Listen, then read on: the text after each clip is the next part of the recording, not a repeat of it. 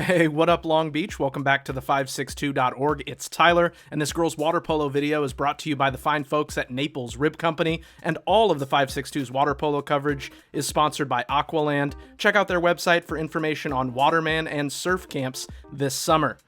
We're at Lakewood, second round of the girls' Division 5 water polo playoffs. And the Lancers, not used to being in this position, making a playoff run. They won in the first round 12-7 at Charter Oak. First time in more than a decade they've made it this far. Their opponent fresh out of the boo. The Sharks beat Louisville 8-7 in the first round.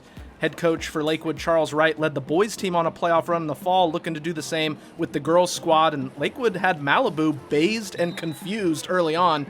Brooke Bays with 2 shots and 2 goals to get the Lancers going early, 2-0 after just 75 seconds. Meanwhile, Danny Gauntz making some nice stops in the cage on the other end of the pool. Lancers up 2-1 after the first quarter. Malibu, though, would tie it up early in the second on a long-range shot from Lexi Spivak. She's all smiles as we're knotted up.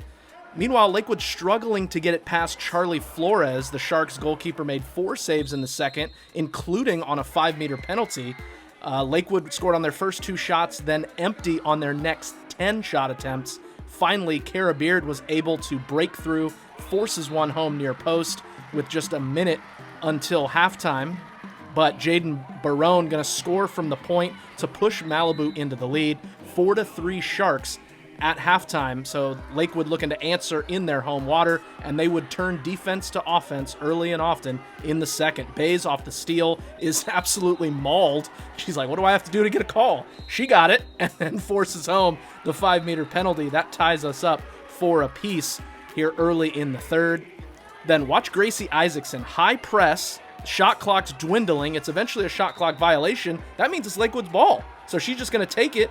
She'll check the rearview mirror and then just score to give Lakewood the lead, 5-4, 4 minutes left in the third. Then, in a man-up opportunity for the Lancers, Beard with a ton of open water. She'll take all that space and then force it through the trees.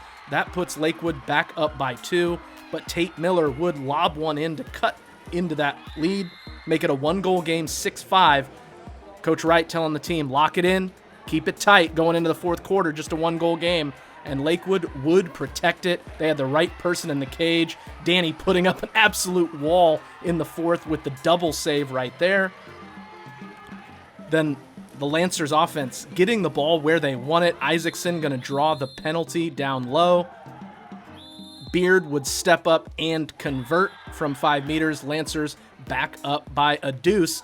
And really, got to shout out that defense. Getting deflections. They only allowed 1 goal in that entire second half and really wore Malibu out. Even when they did get shots away, Gauntz was there with 11 of her 17 saves in the second half. Brilliant performance in the goal. Lakewood would then pull away late as Isaacson bangs in her second goal, then Bays with the lob shot. Beard loving that. She had a hat trick. Bays had 4. Wait, hold on. Make that 5 goals as she's going to float in another one to the far post.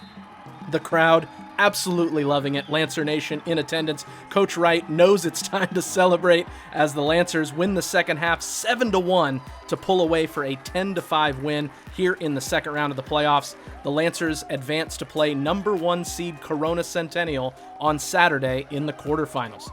We want to thank all of our sponsors, including Ocean Law Center, for their support of local sports coverage. And if you want to keep up with local water polo, Lakewood sports, and all other sports in the LBC, you know you got to keep it locked right here at the562.org.